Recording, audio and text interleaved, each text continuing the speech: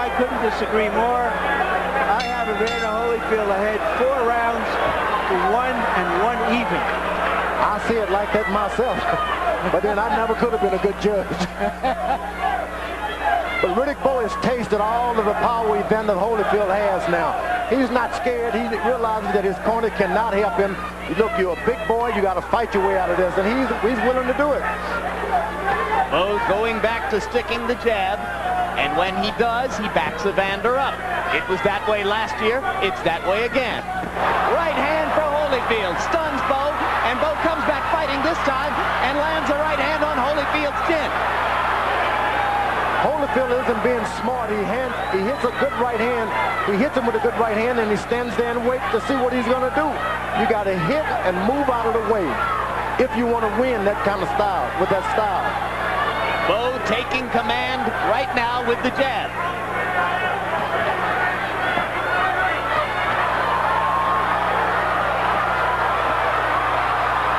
Someone is telling... And somebody in a parachute has just landed on the edge of the ring, has been pulled away by security guards. The fight has been brought to a halt. There's a massive melee at ringside as this fellow with a motorized parachute has landed right on top of spectators and officials at ringside. He's in the midst of a mass of security guards now. Brock Newman, Riddick Bowe's manager, was right.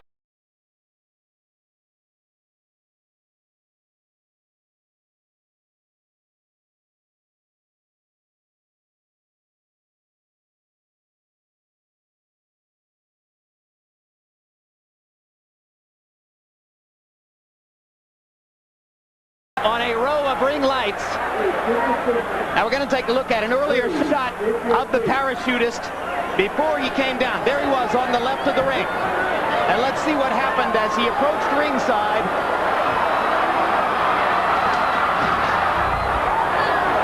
There it is.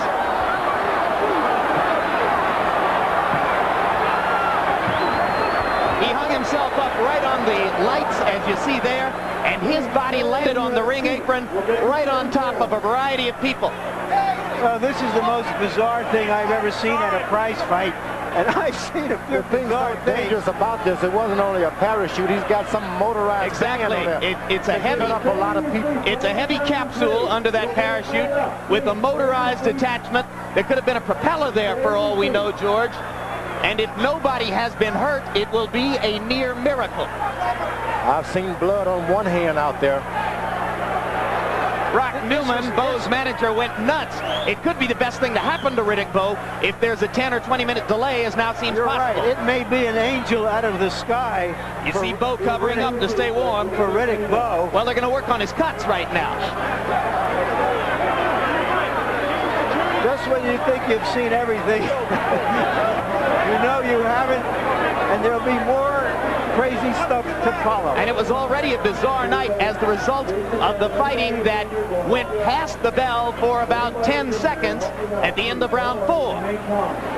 Here's what was happening in the ring at the time that the parachutist landed. You'll see, there he is, entering at the left side. And you see people backing away and trying to avoid the capsule and the motorized contraption attached to it. Here's a look at him much, much earlier this evening from our blimp coverage. As this took place, we're told that our blimp cameraman tried to alert us to the possibility that this was going to happen. That's why he was zooming in and out, as you can see here. And there it is. He targeted the ring and came right down. Well, this guy is going to wind up in the Slammer in Vegas tonight, and with doggone good reason. Well, what charges, I wonder? What charges? Yeah. Doing an outrageous thing to get some publicity for himself. Oh, okay. Lighting company turning off lights now to try to prevent the possibility of fire. If Evander Holyfield is thinking about this at all, he has to rue the fact that it happened at a time when he was in such good position in the fight, or so it seems. And here's another look, guys. We're going to see it one more time. This was incredibly dangerous. I've got to say that it's put a jolt through us because he landed about 7 or 8 feet away from us on the ring apron. And this is how he descended toward the small disaster which has now taken place at ringside in round 7 of a heavyweight championship fight. You can see how our cameraman zoomed in and out, attempting to warn our production people in the truck of the possibility this would happen. And I have just gotten word that Riddick Bowe's wife has just fainted at ringside. She was even closer to the parachuters than we are. She's up and around now, but she's awful shaken. And she is, gentlemen, she's in the early stages of her 4th pregnancy as Riddick looks forward to the birth of his 4th child. And we only hope that Judy will be okay. We're going to stop the action now to take a look back at the effects of what became a 20-minute delay. How did it disturb the momentum of the two fighters? We'll get to that in a moment. But first, a look at how the melee was brought under control eventually by Las Vegas police, only after the parachutist had been momentarily attacked by some at ringside, perhaps a couple of officials, and bystanders and spectators near where he landed. Eventually, the police got the situation under control. They're the ones who informed Riddick Bowe that his wife Judy had fainted. Later, they told him that she was okay, even as they were preparing to take her away to a nearby hospital. George Foreman, I don't think you've ever been a party to a 20-minute delay in a boxing match. How do you think it affected this one? Was there any advantage to either fighter? All the advantage should have gone to the bigger puncher. He was able to rest himself like a home run hitter. You strike out, but in the next inning you get a home run. Riddick Bowe wasn't able to take advantage of it. The cold weather stopped him from bleeding. It supposedly affects the boxer who's in a rhythm. Evander Holyfield was in this rhythm, but he was able to pick it back up. How he did it, I don't know. On the other hand, George, Riddick Bowe had to fight 4.5 more rounds with the knowledge in the back of his mind that something bad might have happened to his pregnant wife. That's right. I remember asking my wife to come to a fight, and she was pregnant with one of the Georges, and she almost boxed me.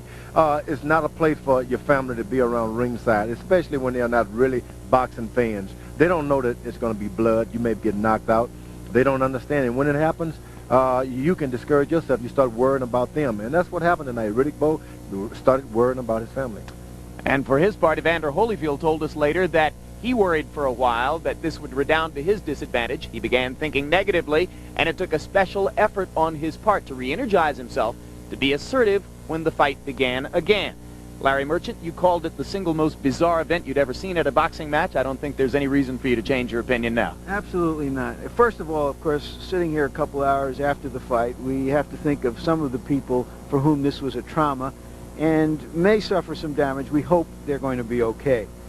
But also, I have a bizarre head sometimes, Jim, and the first thing I thought about was, I've seen guys try to crash fights before, but nothing like this. This wasn't that tough a ticket that if he wanted to see a fight, that he had to come in that way. And secondly, hey, we're in Las Vegas.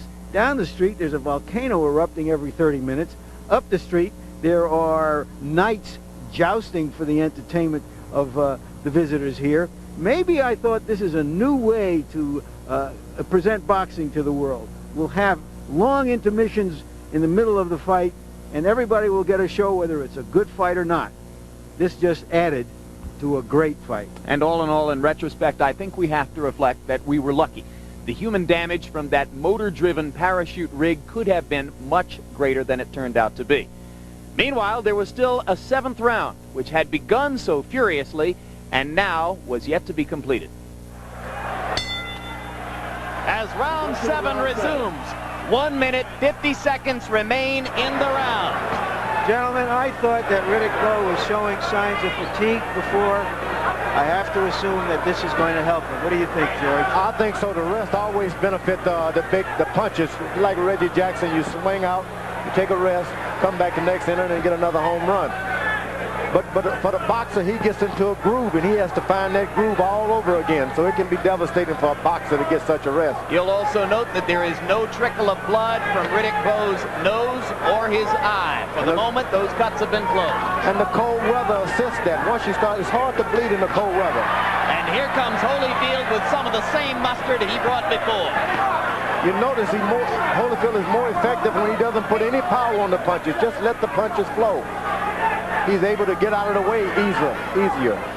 You say, George, he's a more natural punch thrower than Bo. He is. The combinations come so easily with him. Bo has to wind up, straight, strut, and then throw 1-2 and look for the guy.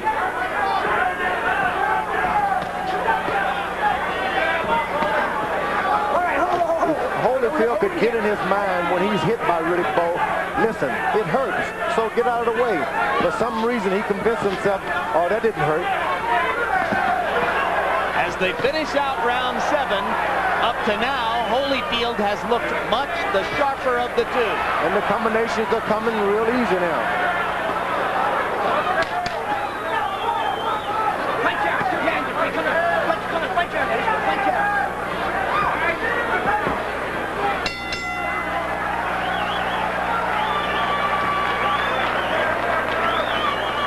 Ladies and gentlemen, give yourselves a round of applause.